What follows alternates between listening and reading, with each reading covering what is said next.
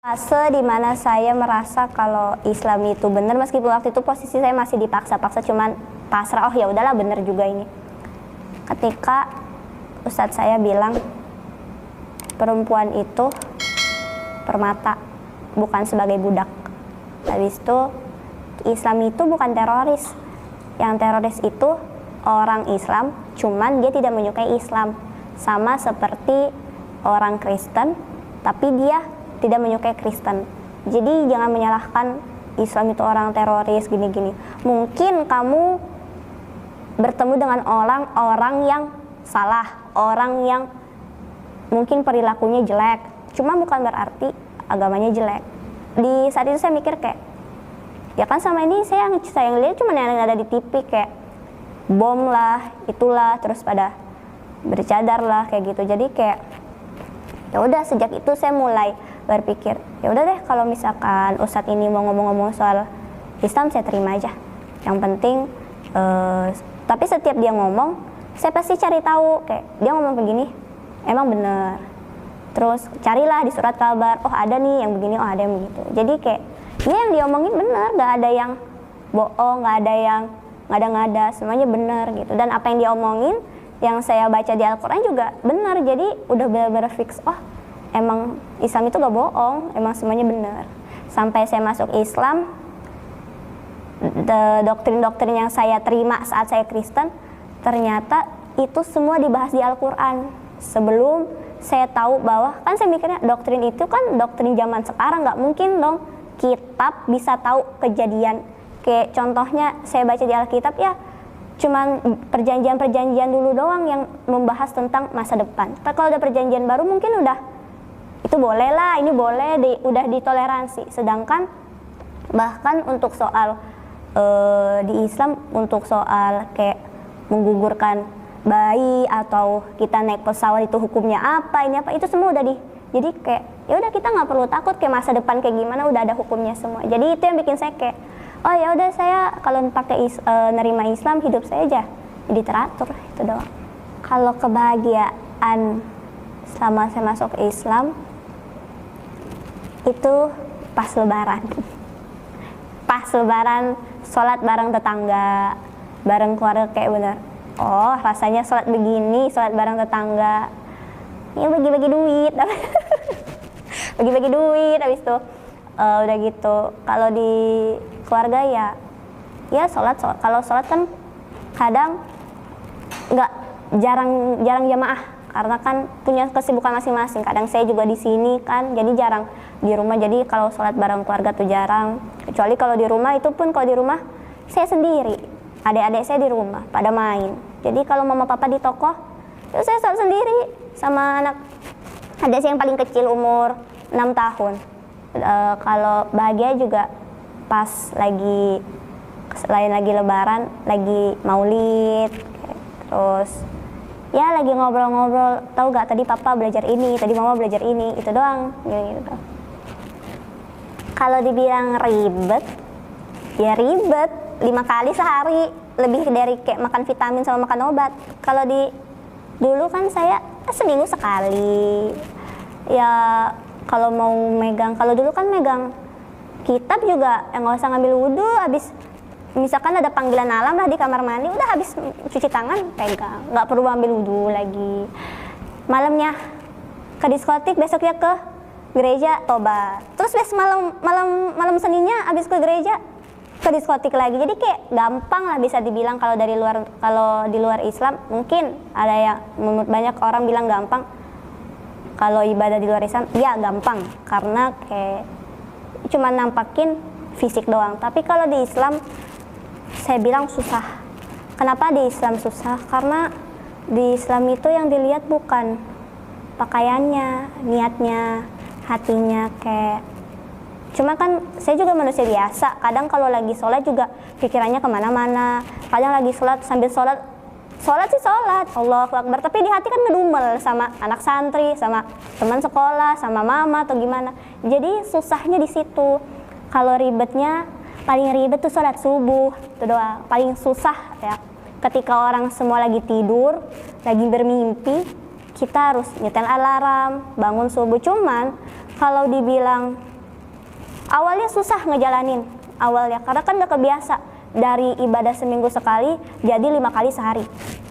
Tapi lama kelamaan bakal jadi bakal kayak ngerasa gimana ya, kalau bahasa gue, gila gue tadi kagak sholat subuh, sumpah kagak sholat subuh tadi, kayak merasa kenapa gitu gak sholat subuh. Kalau sholat-sholat yang lain mungkin banyak orang merasa sholat lain gampang lah, sholat zuhur. Cuman yang paling susah tuh sholat subuh, kuncinya di sholat subuh.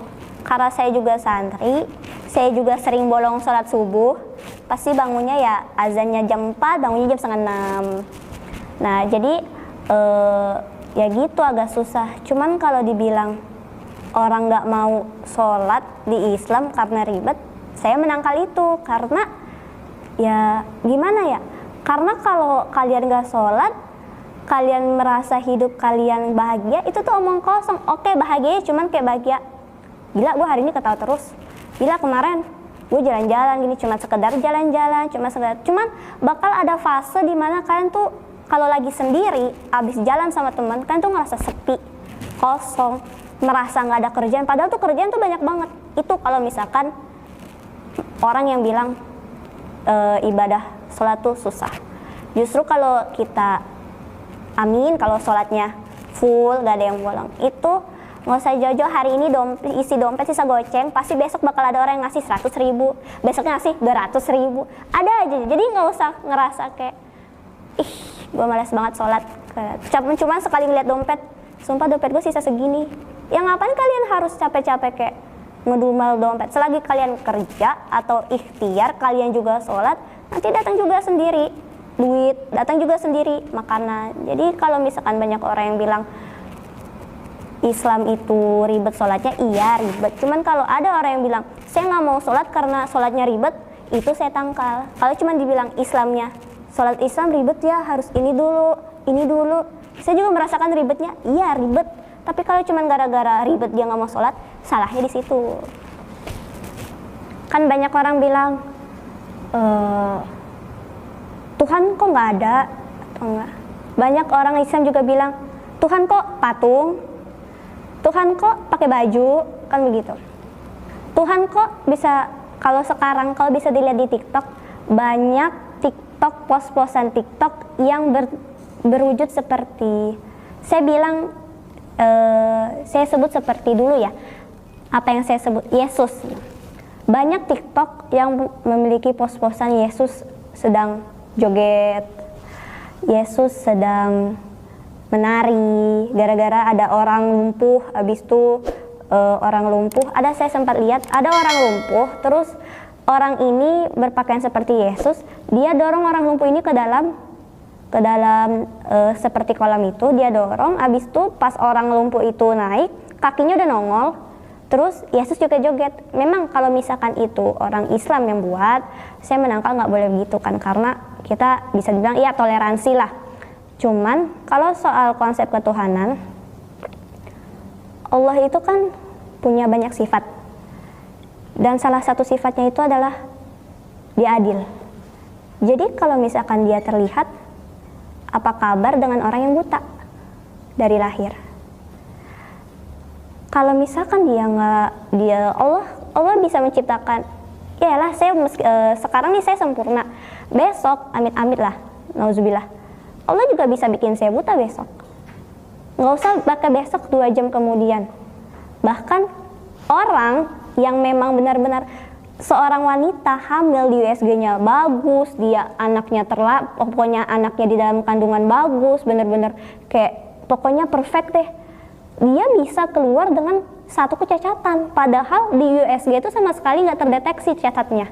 Nah, terus kalau misalkan dibilang Allah di Islam itu nggak ada, saya menyangkal, karena kalau misalnya begitu, kenapa Allah menciptakan orang buta? Terus ada yang bilang Allah menciptakan orang buta ya, meskipun biar kalaupun Allah itu ada dan orang buta itu nggak bisa melihat, dia pasti bisa untuk menguji keimanannya, kesetiaannya terhadap iman.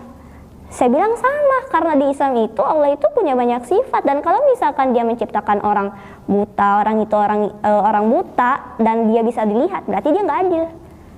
Dan juga kalau dibilang Allah itu kan satu, Kalau dibilang ada Allah banyak, kok Allah Tuhannya Islam kok aneh sih, masa soal sholat banyak. Kalau teman-teman saya dulu ya, yang sebelum dulu masih komunikasi, cuman sekarang udah nggak lagi, banyak bilang kan manggilnya tes kok Tuhan lu kok kayak gitu sih, kayak gimana, kayak iya kayak gitu deh, pokoknya nggak kelihatan mujizatnya. Emang mujizatnya apa sih?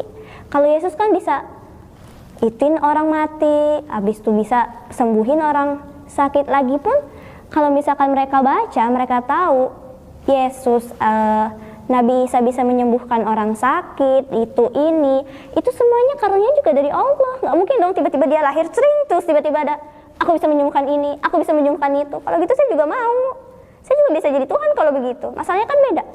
Masalahnya Allah itu kan dia tahu segalanya. Bahkan banyak orang bilang begini, gue nggak masuk Islam gue jadi orang kaya, gue nggak masuk Islam gue bahagia, gue tiap hari ketawa, punya keluarga yang happy. Banyak orang, terutama anak-anak muda di luar sana, membanding-bandingkan hidup keluarganya dengan hidup keluarga orang lain dan lalu mengatasnamakan agama. Nah, misalkan kayak contoh, gue di Islam keluarga gue berantakan, gue masuk Kristen, gue nggak merasa sedih setiap keluarga gue berantem, gue justru merasa tenang. Ya gini ya, saya tegaskan Allah itu cuma satu. Dia itu menyayangi semua makhluk hidupnya, tapi nggak semua makhluk hidupnya dikasih rahmat. Itu doang. Jadi kalau misalkan dibilang Allah, gue merasa bahagia, ya Allah tuh sayang sama lu, cuman lu tuh harus tahu konsepnya tuh ada di mana. Kalau lu cuma bilang gue bahagia karena gue di luar Islam gini-gini, ya lu salah. Terus ada yang bilang dia masuk Islam, no hidupnya jadi miskin, melarat, abis itu lihat keluarganya gini-gini. Nggak ada yang tahu, kalaupun dia ngejalanin kayak gitu, dia ngerasa bahagia, biasa aja. Justru dia nih, orang yang bertanya ini, dia hidupnya happy tapi dia tetap merasa hampa. Siapa yang paling merasa rugi? Dia yang merasa hampa. Dia mah meskipun jadi terjal sama kapal juga dia merasa bahagia. Berarti dia hidupnya bahagia. Kalaupun percuma kalau kalian punya harta, nggak usah jauh-jauh. Kalian punya harta, kalian punya teman, punya banyak aktivitas, tapi meskipun kalian merasa sendiri di tengah-tengah keramaian, berarti hidup kalian tuh ada yang kurang. Jadi jangan kayak merasa, kok setiap gue masuk Islam gue begini. Saya pernah menghadapi satu orang, dia ini Kristen, dia Islam, cuman dia ini merasa tidak disayang sama orang tuanya karena orang tuanya sibuk. Jadi karena orang tuanya sibuk, banyak orang yang ngasut dia, ya udah lu masuk Kristen aja, di Kristen ya lu bisa dapet teman-teman kayak gitu kan, teman-teman. Sebenarnya di Islam kok dibilang teman Islam juga banyak, kenapa harus pakai ke agama? Masalah di situ banyak orang menghasut. Jadi kita harus kuatin akidah, kita harus kuatin tauhid. Terus kalau soal ketuhanan itu juga kenapa nggak kelihat? Tadi udah saya bahas ya. Terus kok nggak adil sih? Katanya di Islam itu tentram. Kata di Islam mengajarkan kekayaan. Jadi Islam itu orang Islam nggak boleh miskin. Tapi masih aja ada penduduk Indonesia yang miskin. Itu biasa saya waktu itu pernah dengar ada orang besar ngomong kayak gitu. Kadang berpikir begini, kita kan punya pilihan, takdir baik, takdir buruk, nasib baik, nasib buruk. Ya tergantung kita tuh pengen jadi yang baik atau yang buruk. Kalau kita kerja, kita usaha, kita nggak nyerah, Allah tuh mau gimana pun, sedikit apapun kita kerja pasti dikasih. Kecuali kita tidur baring-baringan HP terus tiba-tiba ngeluh, pengen duit, pengen makan itu, atau bagaimana, ketawa juga malaikat kalau malaikat dengar. Jadi kayak jangan bilang Islam katanya mengajarkan kekayaan tapi kok dia malah banyak orang sih miskin. Itu tergantung orangnya, kayak orangnya pengen kerja keras atau enggak. Kalau kamu ngomong begitu terus orangnya pemalas, percuma kamu ngomong kayak gitu. Kalau dasarnya pemalas mah pemalas aja, jangan mengatasnamakan agama. Kalau emang dasarnya rajin, mau dia kayak gimana pun juga dia pasti rajin. Itu aja sih Kak kalau soal ketuhanan. Kalau hal-hal pahit yang saya di Islam saya rasain. Kalau orang kan kalau mau masuk Islam pasti kabur lah dari rumah. Kalau saya kan enteng ya, tinggal masuk sini, syahadat selesai, masuk pondok, belajar, nah Islam, udah masuk Islam. Cuman kalau di Islam